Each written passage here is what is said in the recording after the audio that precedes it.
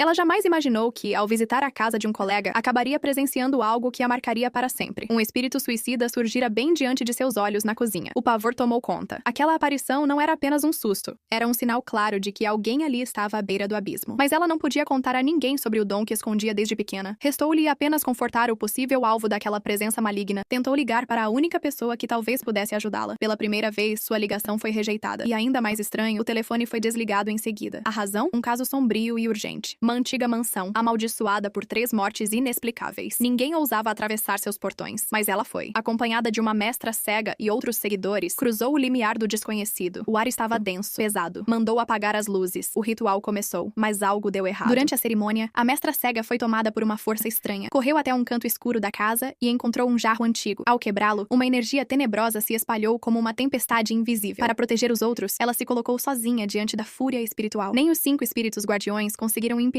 que seu corpo sangrasse e sua alma se abalasse. Ao sair da casa, marcou o portal com um símbolo, devolveu o pagamento e deu um aviso frio. Ninguém mais deveria tentar enfrentar aquela força. Nenhum outro médium sairia vivo de lá, a não ser que o espírito decidisse partir por conta própria. Foi então que uma lembrança lhe atravessou a mente. Uma sacerdotisa conhecida por prever o futuro e se envolver com forças sombrias. Bastou um olhar dela para que um garoto sofresse um acidente grave. Tudo parecia estar interligado. Enquanto ponderava sobre o ocorrido, foi surpreendida pela chegada da filha, transtornada por não ter conseguido contato. Desabafou sobre o espírito suicida que rondava um colega. E ouvindo aquilo, a mestra presente entregou-lhe um livro de exorcismo, difícil, indecifrável, escrito nos caracteres mais arcaicos. A jovem se desesperou. Se dependesse dela, quando aprendesse a primeira página, já seria tarde demais. No dia seguinte, ela se ajoelhou e implorou por ajuda. A mãe revelou: quanto mais forte o desejo de morte do rapaz, mais o espírito se aproximaria. Quando estivessem totalmente ligados, não haveria volta. Restava uma última opção: um feitiço corporal que exigia calor humano. Precisava ser desenhado diretamente no corpo dela. E depois, ela teria que se aproximar do garoto, transmitir-lhe esperança, com o toque, com a presença. Achavam que ela hesitaria, mas estavam errados. Marcada pelos símbolos, ela começou a segui-lo com uma ousadia surpreendente. Em ônibus, corredores, salas de aula, qualquer pretexto era válido para encostar nele, nem que fosse por um segundo. A cada toque, o espírito recuava. E quanto mais recuava, mais ela insistia. Já não havia mais espaço para vergonha. Estava determinada a salvá-lo. Nem que para isso precisasse tocar sua mão 1000 vezes por dia. Com o tempo, algo nele mudou. De alguém mergulhado na escuridão, passou a buscar luz. Retomou velhos hobbies. Ao empunhar o arco e disparar flechas, o espírito recuava com ainda mais força. Ela percebeu. Ele mesmo se tornava sua própria proteção. No terraço da escola, ela o encontrou novamente. Ele pediu que parasse de segui-lo. Em outro tempo, talvez ela recuasse. Mas agora, com a coragem afiada pela urgência, ela apenas sorriu, se aproximou e acariciou seus cabelos. Ele congelou. Pela primeira vez em muito tempo, sentiu o peso da solidão se dissipar. Percebeu que durante todos aqueles dias escuros, uma luz teimosa sempre esteve ao seu lado, persistente, quente, viva. E então, como um feitiço quebrado, o espírito se desfez. Voou para longe, sumindo na claridade do sol. Ela pulou de alegria. Antes ele teria afastado sua mão, mas agora foi ele quem a segurou. Quando seus dedos se entrelaçaram, o que antes era desespero, deu lugar à esperança. E em silêncio, algo entre os dois começou a florescer.